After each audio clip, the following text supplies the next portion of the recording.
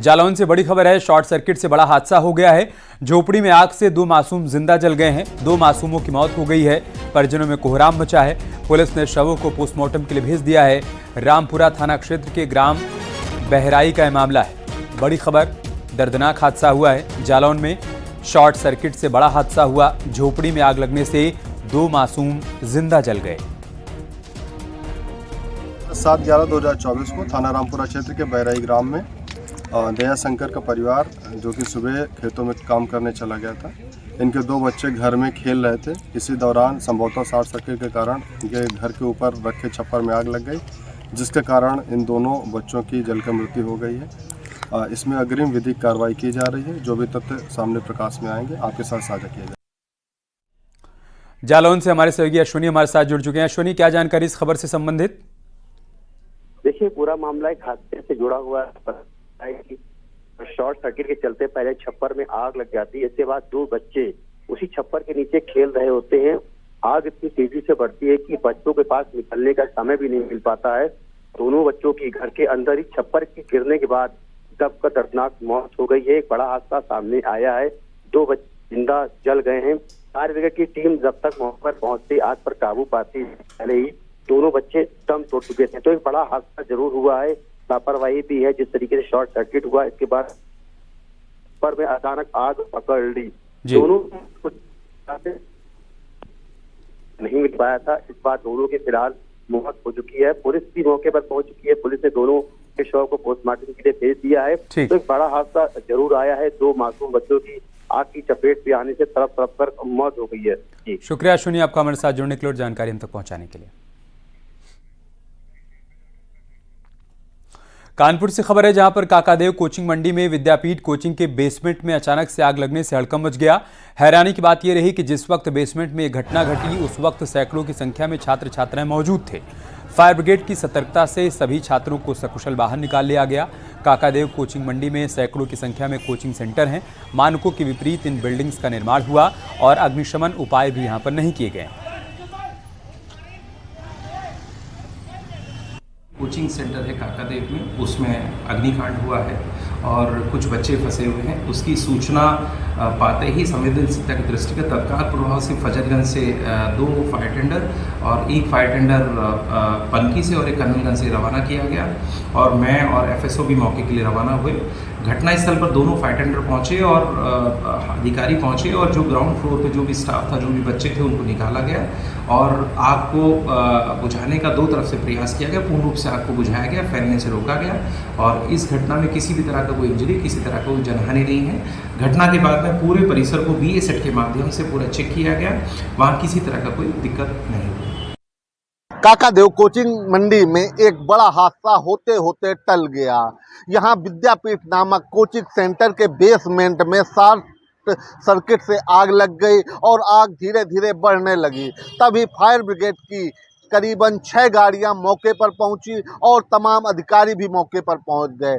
जिस समय बेसमेंट में आग लगी, उस समय सैकड़ों की संख्या में छात्र छात्राएं कोचिंग सेंटर में मौजूद थे। आनन फानन में सभी बच्चों को रेस्क्यू किया गया और आग पर काबू पा लिया गया। यह घटना विकराल रूप ले सकती थी अगर समय रहते छात्र छात्राओं को कोचिंग सेंटर से बाहर नहीं निकाला जाता। कैमरामैन रोहित निगम के साथ ओम मिश्रा, न्यूज़ 18 कानपुर। वाराणसी में 5 लोगों के हत्याकांड के आरोपी विक्की की तस्वीर सामने आई है। हालांकि आरोपी विक्की अभी पुलिस की पकड़ से दूर है। पुलिस लगातार आरोपी की तलाश कर रही है। तीसरे दिन भी पुलिस के हाथ खाली हैं। मृतका की मां ने विक्की के खिलाफ बयान दर्ज कराया है। आरोप है कि मां पिता की हत्या का बदला लेने के लिए इस हत्याकांड को अंजाम दिया गया। शहर में एक ही परिवार के 5 सदस्यों की गोली मारकर हत्या कर दी गई थी। भदैनी इलाके में एक बहुमंजिला मकान के अलग अलग तल से मंगलवार को एक महिला, उसके 2 बेटों और एक बेटी का शव मिला था। सभी की कनपटी और सीने पर गोली के निशान थे। घटनास्थल से लगभग 14 किलोमीटर दूर मीरापुर रामपुर स्थित निर्माणाधीन मकान में महिला के पति का भी शव मिला था। उसे भी गोली लगी थी। जब तक उसका शव नहीं मिला था, तब तक उसे ही कातिल समझा जा रहा था।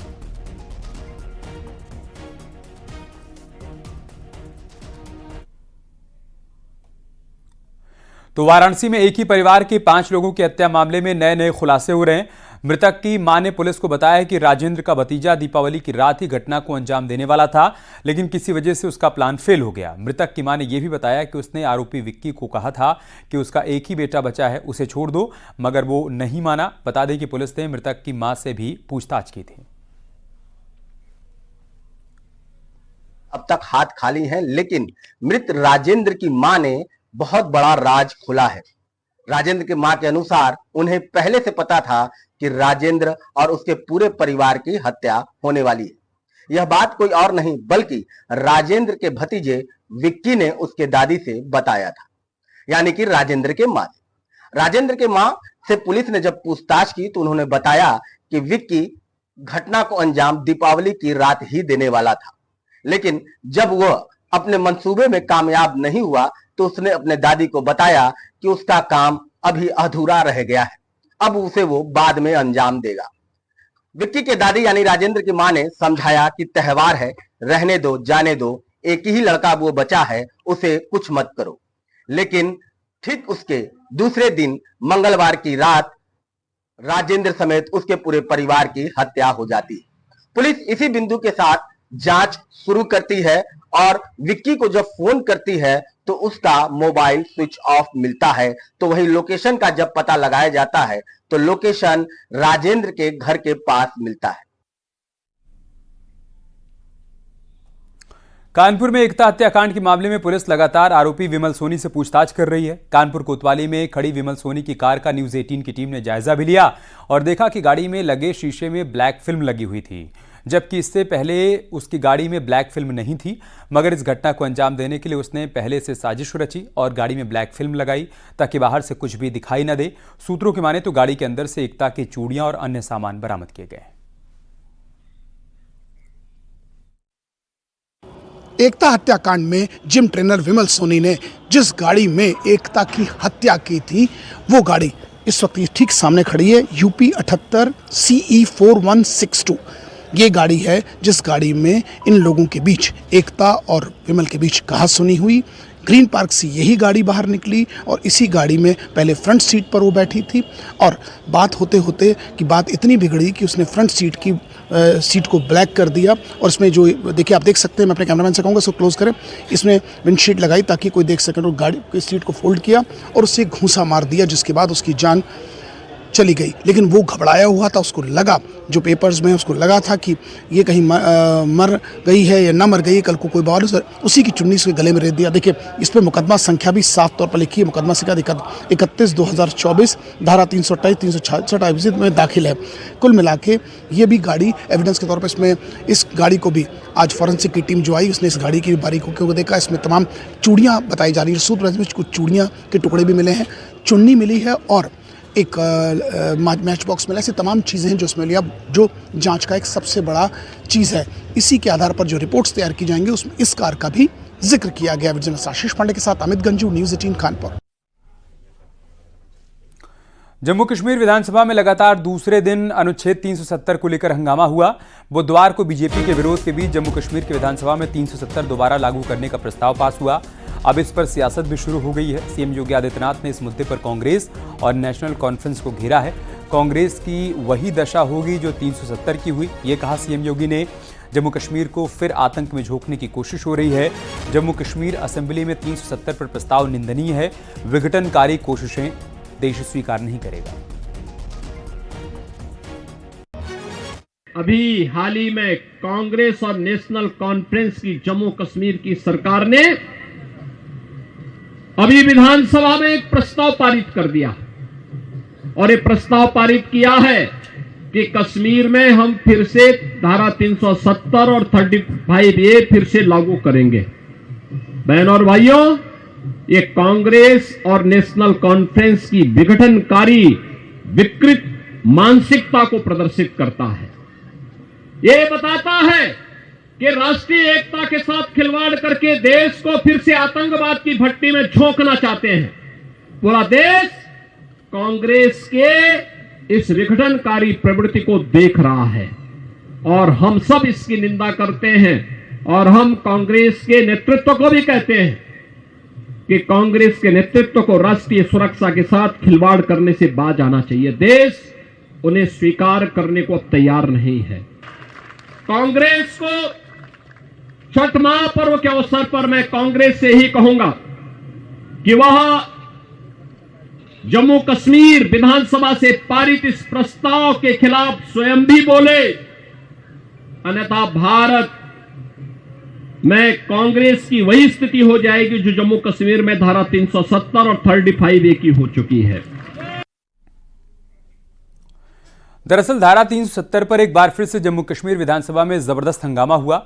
बीजेपी के विधायक कल पास हुए स्पेशल स्टेटस की बहाली के प्रस्ताव को वापस लेने की मांग कर रहे थे और इस बीच विधानसभा में इंजीनियर राशिद के भाई और विधायक खुर्शीद अहमद शेख ने अनुच्छेद 370 पर बैनर दिखा दिया, जिसके बाद हंगामा इतना बढ़ गया कि विधायकों के बीच जमकर लात घूंसे चले, जिसके बाद बीजेपी विधायकों को मार्शल ने विधानसभा से बाहर कर दिया।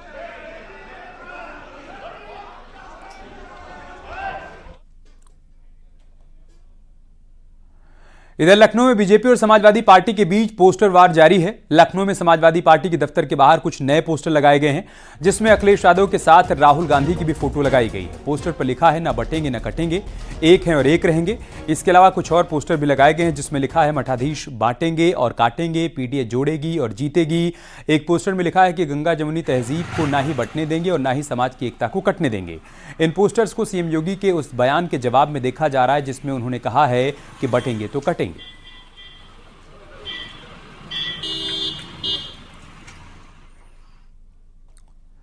उन्नाव में सनातन यात्रा में शामिल हुए कथावाचक देवकीनंदन ठाकुर ने एक बार फिर से सनातन बोर्ड की मांग उठाई। देवकीनंदन ठाकुर ने कहा कि अगर देश में वक्फ बोर्ड रहेगा तो सनातन बोर्ड होना चाहिए।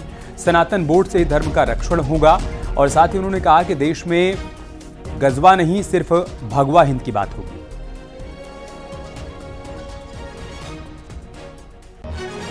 तो हमें सनातन बोर्ड चाहिए ही चाहिए। सनातन बोर्ड के द्वारा हम अपने सब चीजों का रक्षण करेंगे और सनातन बोर्ड के लिए निर्माण के लिए, कृष्ण भूमि के निर्माण के लिए 16 तारीख को बहुत बड़ी संख्या में दिल्ली में सनातन इकट्ठे होंगे। और जो भी आपके चैनलों के माध्यम से सुन रहे हैं, हम सबसे कह रहे हैं 16 तारीख को इतनी बड़ी संख्या में आइए कि दिल्ली और जितने भी पॉलिटिशियन हैं वो सनातन बोर्ड बनाए। गजबा हिंद की बातें क्यों हो सकती है इस देश में? गजबा हिंद की नहीं, अगर इस हिंद में बात होगी तो सिर्फ भगवा हिंद की होगी, क्योंकि ये देश शुरू से, अब से नहीं, जब से भारत की पहचान है तब से भगवा ही रहा है। राम भगवा, कृष्ण भगवा, ऋषि मुनि भगवा और जितनी बातें करे भगवा। तो यहाँ गजवाए हिंद की बात मत करिए, भगवा हिंद की बात करिए।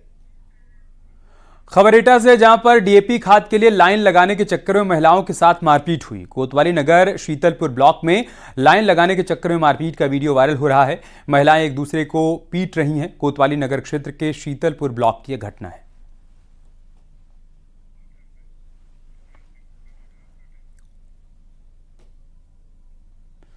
खबर बिजनौर से है, जहां पर कल प्रेम विवाह कर घर लौटे दंपत्ति से मारपीट मामले में एक्शन हुआ है। पुलिस ने 2 आरोपियों को गिरफ्तार किया है। बता दें कि कल लोगों ने शादीशुदा जोड़े को तालिबानी सजा दी थी। मामला सेवहारा थाना क्षेत्र का है, जहां प्रेम विवाह कर घर लौटे दंपत्ति को लड़की के परिवार वालों ने पीटा था। इस घटना के बाद पीड़ित ने थाने में शिकायत दर्ज कराई थी। बता दें कि लड़का लड़की ने 30 मई को शादी की थी। दिवाली के वक्त दोनों घर आए थे और इसी दौरान उनके साथ ये व्यवहार किया गया। इस संबंध में अवगत कराना है कि उक्त प्रकरण में थाना सेवहारा पर सुसंगत धाराओं में अभियोग पंजीकृत है। मेडिकल के आधार पर उचित धारा की वृद्धि करते हुए 2 नामजद अभियुक्त गणों को थाना सेवहारा ने गिरफ्तार किया है। शेष अभियुक्त गणों की गिरफ्तारी का प्रयास जारी है। विवेचनात्मक कार्यवाही प्रचलित है। महोबा में एसओजी और कुलपहाड़ कोतवाली पुलिस को बड़ी कामयाबी मिली है। 11 दिन पहले 350 क्विंटल सरसों का गबन करने वाले 4 शातिर पुलिस के हत्थे चढ़े हैं। पुलिस ने 7 लाख कैश और ट्रक बरामद किया। जैतपुर कस्बे के गजेंद्र कुमार साहू ने बीते 25 अक्टूबर को एक शिकायती पत्र देकर पुलिस से मामले की शिकायत की थी। सूचना पर थाना कुलपहाड़ में मुकदमा पंजीकृत कर बरामदगी के लिए टीमें गठित कर दी गई थी, जिसमें आज 7/11/2024 को 4 अभियुक्तों को गिरफ्तार किया गया है एवं एक अदद कूट रचित नंबर प्लेट सहित ट्रक में 220 बोरी सरसों, 7 लाख रुपए व 4 अदद मोबाइल फोन बरामद किए गए हैं। अभियुक्त गण के विरुद्ध अग्रिम विधिक कार्रवाई की जा रही है। कासगंज में दबंगों ने शोरूम संचालक पर हमला कर दिया। शोरूम के अंदर घुसकर दबंगों ने मारपीट की। मारपीट में 2 लोग घायल हो गए। दबंगों ने शोरूम में रखे सामान में तोड़फोड़ की। दबंगों ने शोरूम मालिक को जान से मारने की धमकी भी दी।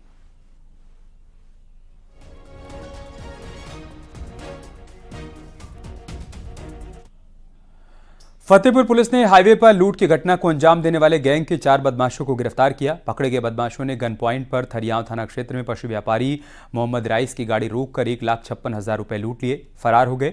पुलिस ने फुटेज के आधार पर चारों बदमाशों को गिरफ्तार किया। इनके पास से लूट के 81,000 रुपए, अवैध तमंचा, कारतूस और घटना में इस्तेमाल कार बरामद की गई।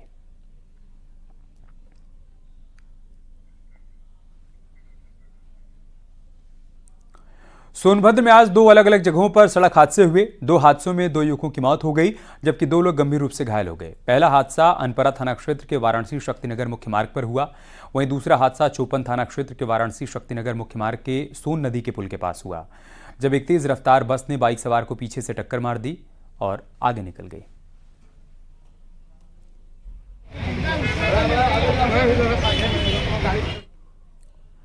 मेरठ में वकील अंजलि गर्ग हत्याकांड में बड़ा खुलासा हुआ है। सुपारी की रकम नहीं मिलने पर किलर एसएसपी ऑफिस पहुंच गया।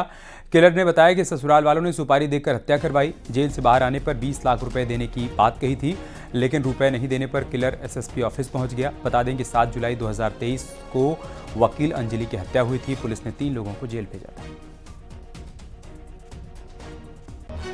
पश्चिमी उत्तर प्रदेश के मेरठ में एक चौंकाने वाला मामला सामने आया है। सुपारी की रकम न मिलने पर एक आरोपी खुद एसएसपी ऑफिस पहुंच गया और जिन लोगों ने साजिश रची थी उनके खिलाफ शिकायत कर डाली। 7 जुलाई 2023 को वकील अंजलि गर्ग का हत्याकांड हुआ था।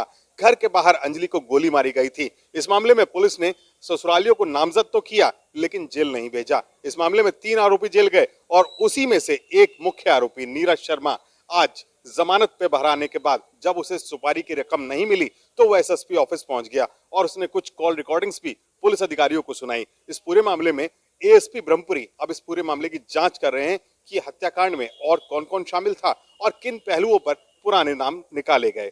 फिलहाल ये सनसनी का विषय है कि सुपारी की रकम न मिलने पर मेरठ में एक हत्यारा एसएसपी ऑफिस पहुंच गया। कैमरामैन शिव सुदन के साथ न्यूज 18 के लिए निखिल अग्रवाल, मेरठ।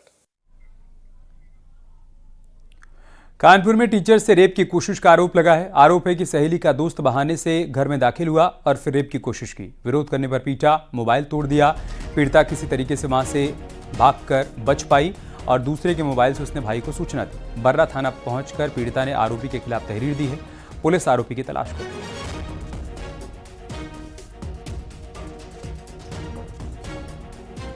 थाना बर्रा पर लिखित तहरीर दिया गया कि मैं ट्यूशन पढ़ाने जा रही थी कि रास्ते में स्कूटी से वैभव वर्मा मिला, जो ज़बरदस्ती अपने स्कूटी पर बैठा लिया और अपने घर ले जाकर मुझसे बदतमीजी करने लगा। मैं उसका विरोध की, जिस पर वैभव वर्मा ने मेरी मोबाइल छीनकर भाग गया। खबर लखनऊ से, जहां पर मोबाइल टावर पर चढ़े रोडवेज ड्राइवर राजीव सैनी को पुलिस ने उतार लिया। रेस्क्यू अभियान चलाकर फायर ब्रिगेड की हाइड्रोलिक लिफ्ट के जरिए पुलिस ने ड्राइवर को नीचे उतारा।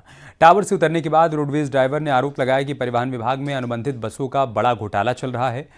तो वहीं ड्राइवर की पत्नी ने परिवहन विभाग के अधिकारियों पर पति से मारपीट का गंभीर आरोप लगाया। राजीव पेट्रोल की बोतल लेकर टावर पर चढ़ा था।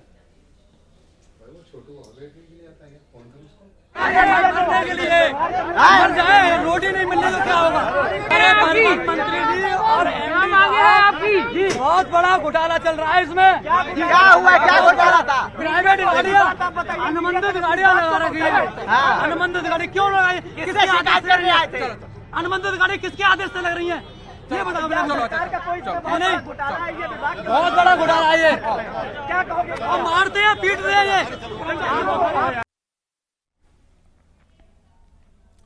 हरदोई में 5 साल के बच्चे की ट्रैक्टर की चपेट में आने से जान जाने के बाद अब ये मामला तूल पकड़ने लगा है। परिजनों ने रोड पर जाम लगाकर हंगामा किया। परिवार ने पुलिस पर केस नहीं दर्ज करने का आरोप लगाया। पीड़ित परिवार का आरोप है कि पुलिस ने आरोपियों को जानबूझकर भगा दिया। हंगामा होने पर पुलिस ने कार्रवाई की और आरोपियों को पकड़ा। दरअसल मझिला थाना क्षेत्र में 5 साल का बच्चा सड़क किनारे खेल रहा था। इसी बीच एक ट्रैक्टर ने बच्चे को रौंद दिया और आरोपी फरार हो गया। आनन फानन में परिजन बच्चे को अस्पताल लेकर गए, जहां डॉक्टर ने उसको मृत घोषित कर दिया। पड़ोस के रहने वाले ट्रैक्टर मालिक अखिलेश सिंह पर ट्रैक्टर चढ़ाने का आरोप लगा। एक बच्चे रौनक सनाफ आदेश की गांव में ही ट्रैक्टर ट्राली से एक्सीडेंट हो जाने के कारण मृत्यु हो गई थी। पुलिस द्वारा तत्काल पोस्टमार्टम कराकर सुसंगत धाराओं में अभियोग पंजीकृत किया गया। पुलिस द्वारा टीमें लगाकर ट्रैक्टर को कब्जे में ले लिया गया है। अभियुक्त को हिरासत में लेकर अग्रिम वैधानिक कार्रवाई की जा रही है। परिजनों को भी इस संबंध में अवगत करा दिया गया है।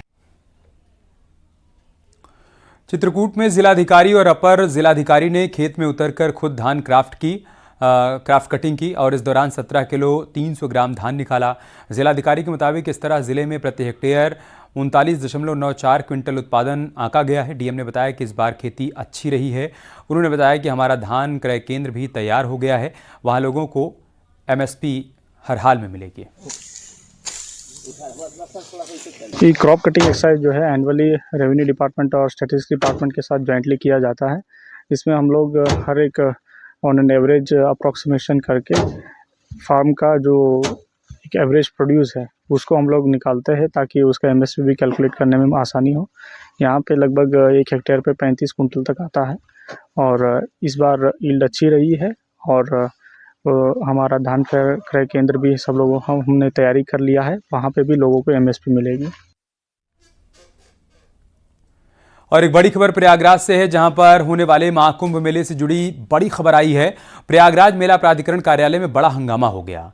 प्रयागराज में अखाड़ों के साधुओं के बीच मारपीट हो गई। बताया जा रहा है कि भूमि आवंटन को लेकर विवाद में साधुओं के बीच मारपीट हुई है, जिसकी तस्वीरें हम आपके साथ साझा कर रहे हैं।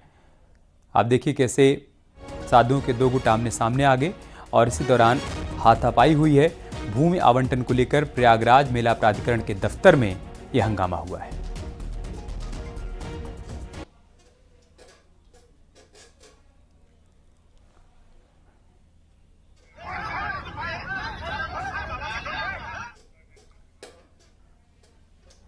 आगरा के शकुंतला नगर में रहने वाले बुजुर्ग ने अपनी टीचर बेटी से जान का खतरा बताया। थाना जगदीशपुरा में मुकदमा दर्ज करवाते हुए बेटी पर गंभीर आरोप लगाए। आरोप है कि बेटी आए दिन घर में पथराव करती है। बेटी सुरेखा की साल 2015 में टीचर की नौकरी लगी थी। उसने बिना बताए अपनी मर्जी से सचिन नाम के लड़के से शादी कर ली। 2021 में बेटी के लव मैरिज की जानकारी मिली। उन्होंने बेटी से दामाद और ससुराल वालों से मिलवाने के लिए कहा। आरोप है कि तब से ही बेटी उन्हें अपना दुश्मन मानने लगी, उनसे गाली गलौज करती है, आए दिन मारपीट करती है। उन्होंने उसे संपत्ति से बेदखल कर दिया है। जगदीशपुरा में एक पिता ने एक बेटी पे अपने मुकदमा दर्ज कराया है। काफ़ी पूछताछ के बाद ये भी पता चला कि जो बेटी है उसकी मानसिक स्थिति थोड़ी ठीक नहीं है। वो लगातार अपने पिता को परेशान करती रहती है और मकान नाम करने के लिए भी कई बार पिता को धमकी दी है और डांटती है। पिता काफ़ी वृद्ध है। इसी से परेशान होकर उन्होंने मुकदमा दर्ज कराया है। सभी पहलुओं को जांच कर विधिक कार्रवाई की जाएगी। लखनऊ में एक महिला की संदिग्ध हालात में बिल्डिंग से गिर गई महिला बताया जा रहा है। अरावली अपार्टमेंट की 10वीं मंजिल से गिरकर 32 साल की प्रीति तिवारी की मौत हुई। महिला का पति रविंद्र द्विवेदी PNB में लॉ ऑफिसर बताया जा रहा है। ये मामला PGI थाना क्षेत्र के अरावली अपार्टमेंट का है। प्रीति तिवारी के पिता रिटायर्ड जज SP तिवारी ने प्रीति के पति पर हत्या का आरोप लगाया है। आरोप है कि 80 लाख रुपए के बैंक लोन को चुकाने के लिए रविंद्र उनसे और उनकी बेटी से पैसे की मांग कर रहा था। कल भी रविंद्र ने उनके साथ बदसलूकी की थी, मारपीट की थी। महिला के पति रविंद्र को हिरासत में लेकर पुलिस पूछताछ कर रही है।